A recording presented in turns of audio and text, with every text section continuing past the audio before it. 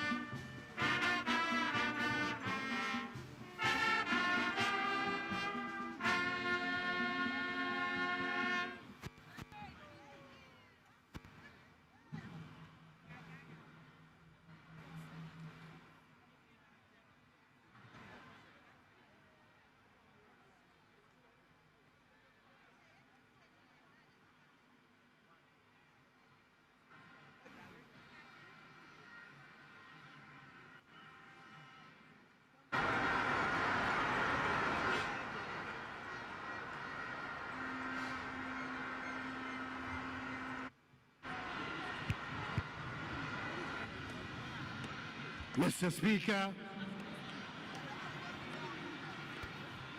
the Ghanaian people give thanks to Almighty God for the blessings, favor, and grace He continues to bestow on them.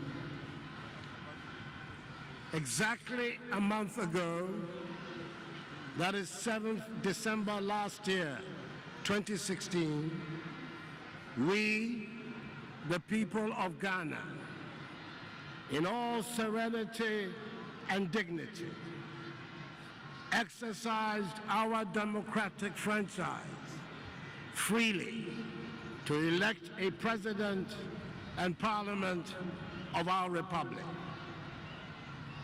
We are met here today to give effect to the outcome of that exercise. In accordance with our Republican custom, I, having been declared the winner of the presidential contest on 9th December 2016 by the returning officer, the chairperson of the Electoral Commission, Charlotte Osei, have taken the oath of the high office of President of the Republic in the presence of the newly sworn Vice President, His Excellency Alhaji Dr. Mahamudu Bawumia, and the newly elected Speaker of Parliament, the Right Honorable Professor Michael Aaron Okwe. An oath administered by the Chief Justice, Her Ladyship Georgina Theodora Wood, before the elected representatives of the people assembled in this 7th Parliament of the 4th Republic. This is the day the Lord has made. We will rejoice and be glad in it.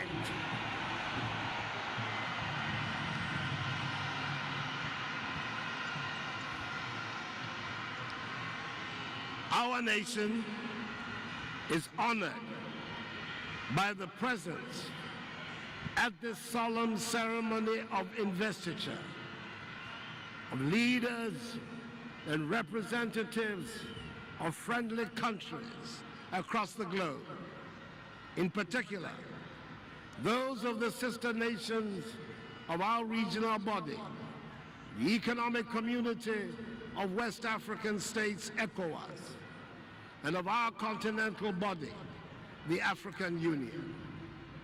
I salute the chairperson of the Authority of Heads of State and Government of the AU, His Excellency Idris Deby, President of the Republic of Chad. I salute the chairperson of the Authority of Heads of State and Government of ECOWAS, the historic figure, Her Excellency Ellen Johnson Sirleaf, President of the Republic of Liberia. Our special guest of honor, His Excellency John Dramani Mahama, President of the Republic of Cote d'Ivoire. His Excellency Muhammadu Buhari, President of the Federal Republic of mighty Nigeria. His Excellency Macky Sall, President of the Republic of Senegal. His Excellency Faure Gnassingbé, President of the Republic of Togo. His Excellency Professor Alpha Condé, President of the Republic of Guinea-Conakry. His Excellency Patrice Talon, President of the Republic of Benin. His Excellency Ernest Bai Koroma, President of the Republic of Sierra Leone. His Excellency Ibrahim Boubacar Keïta, President of the Republic of Mali. His Excellency Roch-Marc Christian Kabore, President of Burkina Faso. We are grateful also for the presence of His Excellency Denis Sassou Nguesso, President of the Republic of Congo. His Excellency Theodora Obiang Nguema, President of the Republic of Equatorial Guinea. His Excellency Ali Bongo, President of the Republic of Gabon. And His Excellency Edgar Lungu, President of the Republic of Zambia. To them, and the representatives of all the other friendly nations who are here, and former presidents and leaders, I say Akwaba, our famous word of welcome. I have at the outset to thank sincerely our departing president, His Excellency John Dramani Mahama, for his service to our nation. He stepped into the breach of national leadership at a delicate moment in the country's history, with the death in office for the first time of a sitting president, the late Professor John Evans Atta Mills. May his soul rest in peace. He has since steered the ship of state with conviction. His elegant, dignified acceptance of the verdict of the people on 7th December 2016 will without doubt receive the approval of history, for it has contributed significantly to the process of democratic consolidation in Ghana. I wish him and his family well. For myself, I'm in the unique position of being able to draw on the wisdom and experience of three former presidents of the Republic, their Excellencies Jerry John Rawlings, John Agyekum Kufuor, and John Dramani Mahama. They represent the continuity of the institutions of our republic, for which we thank God. Mr. Speaker, I am deeply humbled by the exceptional mandate and extraordinary show of confidence that the Ghanaian people have conferred on my party, the New Patriotic Party, and on my modest person. I am determined to do all in my power to accomplish the tasks of the mandate and justify their confidence. I will not let you, the people of Ghana, down. We have a proud heritage. We are the heirs of John Mensah Saba, Joseph Casely Hayford, George Parr Grant, R.S. Blay, Joseph Boache Dankwa, Emmanuel Obeta Bilamche, Edward Akufo Addo, William Oforiatta, Kwabena Kessing, Ernest Akwaje, Kwame Nkrumah, Komla Agbeli Gbedama, Kojo Botsio, S.D. Domo, Kofi Abrefa-Busia, Bafo Osei Akoto, and others, who taught us that fidelity to principles, courage, patience, resilience, and collective action do yield results. They fought with intelligence, guts, steely determination, and patriotism to liberate our land and reclaim our worth as human beings. Their love for country continues to inspire generations of us to commit our lives to the search for an enduring democratic legacy for Ghana. It is not for nothing that when our forebears established the Ghanaian nation, they chose freedom and justice as our motto. Our generation has to give meaning to this motto. On March 6, in a few weeks' time, Ghana will attain 60 years as an independent nation. I suspect that those early nationalists would be disappointed if they came today and saw the level of development we have achieved in 60 years of independence. Our journey has had some highs and unfortunately many lows. Since we accepted a consensus on how we should be governed with the onset of the Fourth Republic, we have performed more creditably. It is within this period of 24 years that Ghana has witnessed a consistent period of development.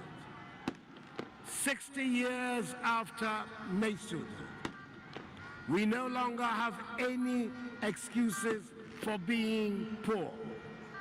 I stand here today humbled beyond measure for the opportunity to lead this country at this time and take us to a higher level of development.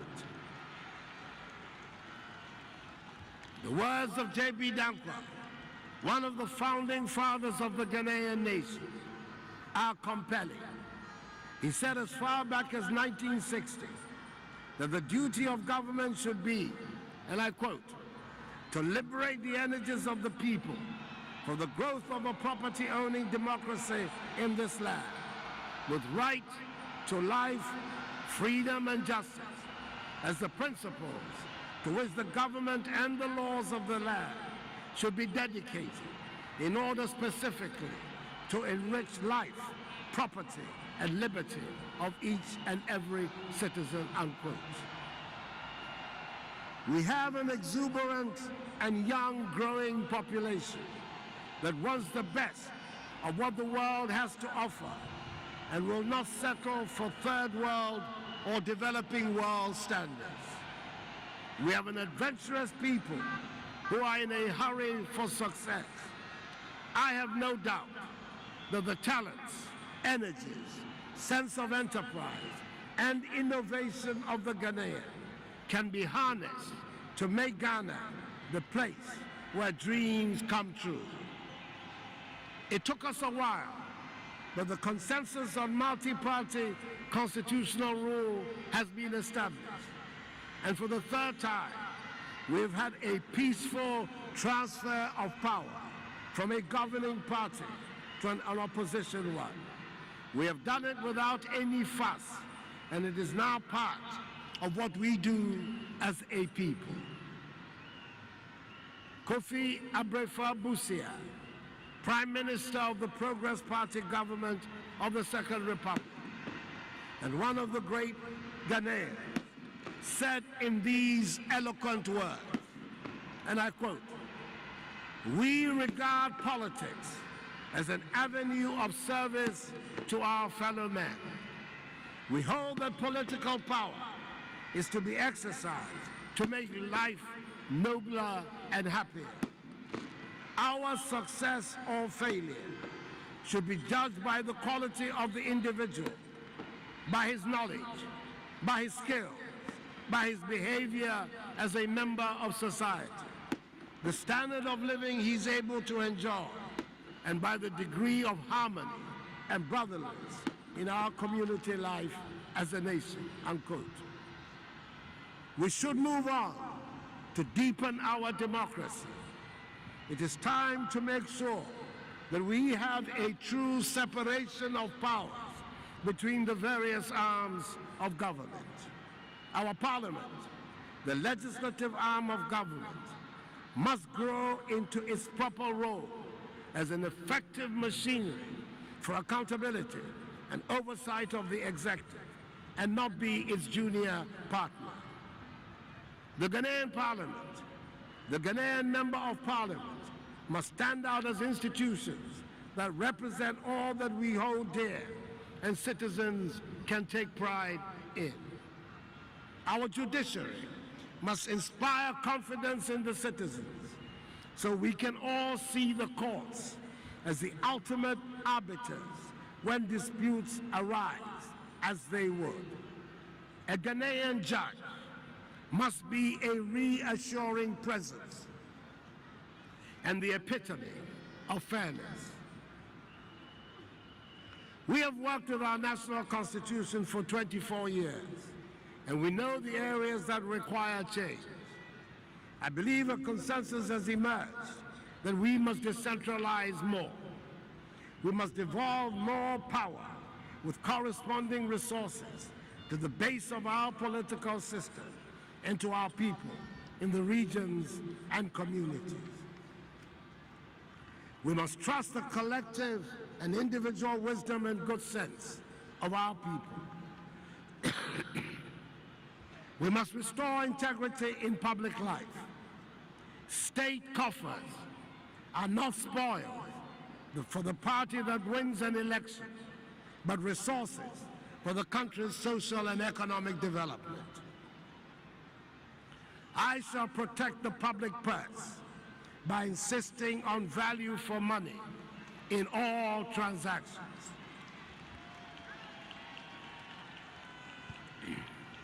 Public service is just that, service, and not an avenue for making money.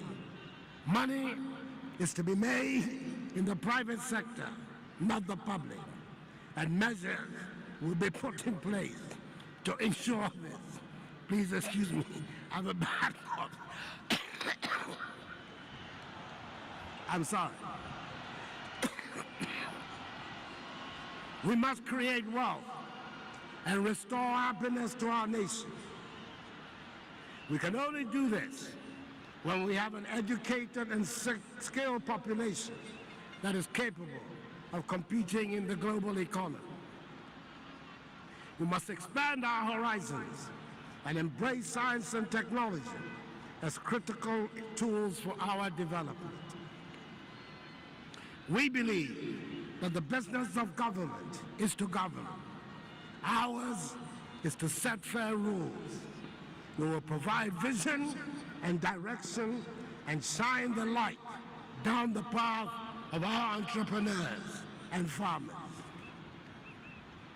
We are indeed counting on a vibrant private sector to drive growth and create jobs. We will stimulate the creative juices of innovators. We will bring to life the adventurer in you. It is time to imagine and to dream again. Time to try that business idea again. We will reduce taxes to recover the momentum of our economy. The doors of Ghana are open again. The shutters are up again. There could not be a better opportunity to make in Ghana and to make it in Ghana. Ghana is open for business again. We will build a confident Ghana, which is united, at peace with itself, and takes pride in its diversity. We will rekindle the spirit that made Ghana the leading light on the African continent and make our conditions deserving of that accolade. We will work with our neighbors and friends on the continent to enhance peace, democracy, and political stability in our part of the world. We will reassert vigorously the Pan-African vocation to which our nation has been dedicated.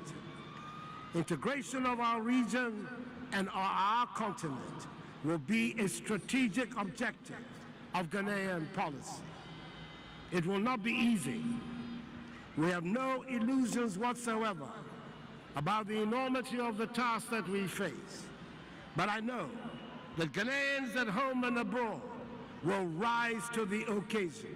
They always do. It will require sacrifice, but it can be done. Others have done it. So can we. Our best days still lie ahead. Though our challenges are fearsome, so are our strengths. Ghanaians have ever been a restless, questing, hopeful people, and we must bring to our task today the vision and will of those who came before us. The Ghanaian people have summoned the change we celebrate today. They have raised their voices in an unmistakable chorus. They have cast their votes without equivocation and have forced the change. Now, we must do the work the season demands.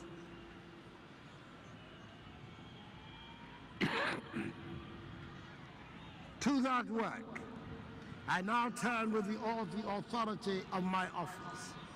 I ask the legislature and judiciary to join with me. But no president, no parliament, no government can undertake this mission all by itself. Fellow citizens, you must be at the center of the change. The change we have voted for will have to start with each of us as individuals. We can start with little changes in our own individual attitudes and practices. The change can and should start now and with us as individuals. I ask you to be citizens. Citizens, not spectators. Citizens, not subjects. Responsible citizens, building your communities and our nation. Let us work until the work is done. Holy Scripture in Galatians, chapter 6:9 says, and I quote, "Let us not become weary in doing good, for at the proper time we will reap a harvest if we do not give up." I assure you, my fellow citizens, who have entrusted me with this mandate, that I will advance my convictions with civility. I will serve the public interest with courage. I will speak for greater justice as well as compassion, and I will call for responsibility, and I will live it as well. This is my solemn pledge. I see exciting times ahead. The rule of law will be the underlying tenet of our lives, and the law will be applicable to all of us, and not just some. We will have to work hard, harder than we have ever done before, and the hard work will be done by all of us, and not just some. There will be discipline in all sectors of our lives, and this applies to all of us, not just some. Our public service will be accorded the dignity and respect it deserves, and be made to attract the bright young people it needs. We acknowledge there will always be the need for a safety net for the vulnerable in our society, as in all other societies. Our nation will work when the marginalized and vulnerable are catered for and treated with respect. Our elderly people will be recognized for their roles in building Ghana and assured of care in the dusk of their life. We should all recognize the danger we face by the alarming degradation of our environment and work to protect our water bodies, our forests, our lands, and the oceans. We should learn and accept that we do not own the land, but hold it in trust for generations yet unborn, and therefore have a responsibility to take good care of it and all it contains. Ghana's first president, Kwame Nkrumah Osajifo, said at the end of 1957, the year of our independence, and I quote, "We shall measure our progress by the happiness which our people take in being able to manage their own affairs." Since March 6, 1957, we all say as a matter of routine that we are Ghanaians. It is time to define what being a Ghanaian ought to mean. Being a Ghanaian must stand for something more than the holder of a birth certificate or a certain passport. Being a Ghanaian must put certain responsibilities on each of us. Calling yourself a Ghanaian must mean you have signed up to a certain definable code of conduct. Being a Ghanaian puts an obligation on each one of us to work at building a fair, prosperous, and happy nation. And calling yourself a Ghanaian must mean we look out for each other. There should be no higher praise than to be able to say, "I am a Ghanaian." I thank the Almighty that I'm able to say with pride, "I am a Ghanaian." A new dawn has arisen in Ghana, which will enable us to build a new Ghanaian civilization, which will be the beacon of Africa and the wonder of the world. I thank you all, my fellow citizens, for making me the president of this beautiful country. Thank you, Mr. Speaker, and may God bless our homeland Ghana, and make her great and strong, and may God bless us all, and Mother Ghana, Africa.